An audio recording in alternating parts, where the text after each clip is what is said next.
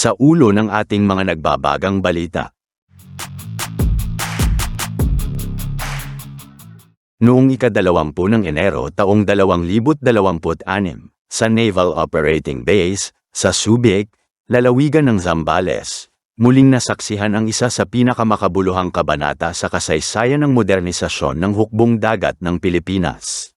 Sa harap ng bughaw na dagat ng Subic Bay, isang lugar na minsang naging simbolo ng dayuhang presensya, opisyal na tinanggap ng Philippine Navy ang pinakabago nitong offshore patrol vessel, ang BRP Raha Sulaiman, PS-20.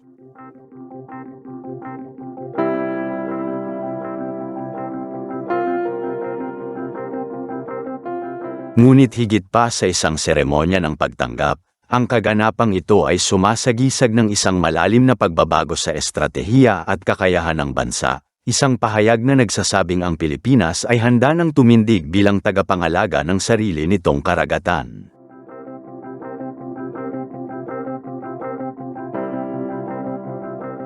Ang BRP Raha Sulaiman ay unang unit sa 6 na offshore patrol vessels, OPV, na in-order mula sa HD Hyundai Heavy Industries ng Timog Korea noong taong 2022.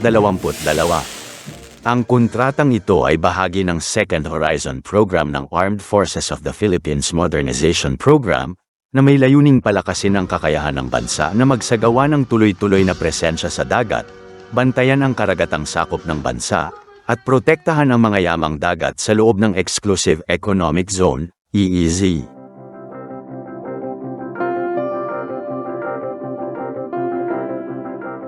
Sa mahabang panahon, ang Philippine Navy ay humaharap sa malaking kakulangan ng mga barkong may mahahabang operational endurance, mga sasakyang pandagat na kayang magliyag ng matagal nang hindi kinakailangang bumalik sa daungan.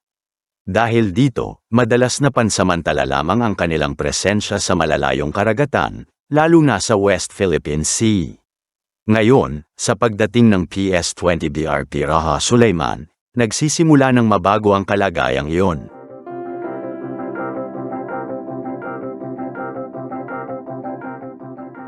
Ang BRP Raha Sulaiman ay hindi isang lumang barkong inayos o pansamantalang solusyon lamang. Ito ay purpose-built o sadyang idinisenyo mula sa unang pako hanggang sa huling antena para sa malayuang operasyon sa karagatan.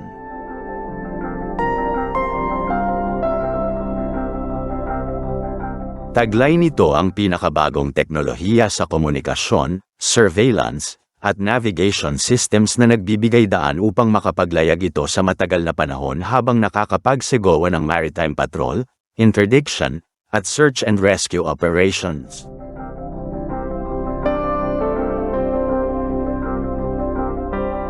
Tinatayang may displacement ito na 3,200 tonelada, mas malaki kaysa sa mga naunang patrol vessel ng hukbong dagat, at kayang magliyag ng libu-libong milya nang hindi kinakailangan ng madalas na resupply. Dahil dito, mas matatag na presensya sa karagatan ang maaasahan ng bansa, lalo na sa mga sensitibong bahagi ng West Philippine Sea, Benham Rise, at Sulu-Celebes Seas.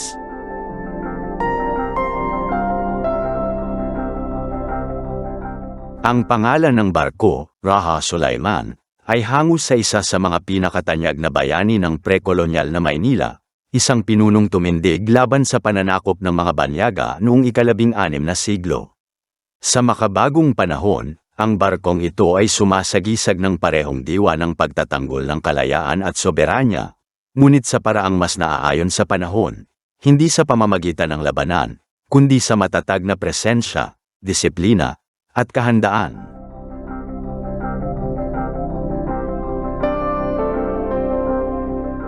Ang simbolismong ito ay napakahalaga. Sa bawat paglayag ng BRP Raha Sulaiman, isinasabuhay ng bansa ang mensaheng ang soberanya ay hindi ipinaglalaban lamang sa dahas, kundi sa patuloy na presensya at kakayahan.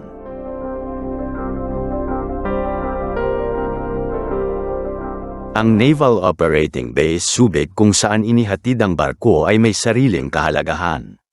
Mula sa pagiging dating base militar ng mga banyaga, ito ngayon ay nagiging sentro ng modernisasyon at operasyon ng Philippine Navy.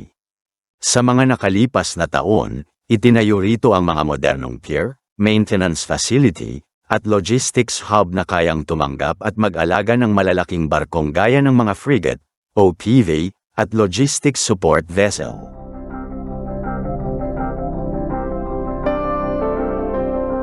Ang pagpili na dito homeport ang BRP Raha Sulaiman ay hindi aksidente. Ito ay bahagi ng mas malawak na plano na gawing pangunahing operational hub ng bansa ang Subic, na nakaharap mismo sa West Philippine Sea, ang pinakamahalagang dagat sa usapin ng pambansang seguridad.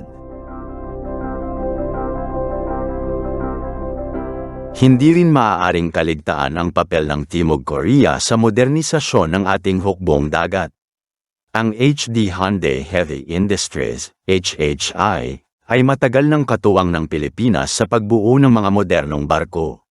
Sila rin ang gumawa ng Jose Rizal-class frigates at Miguel Malvar-class frigates na ngayon ay backbone ng surface fleet ng bansa.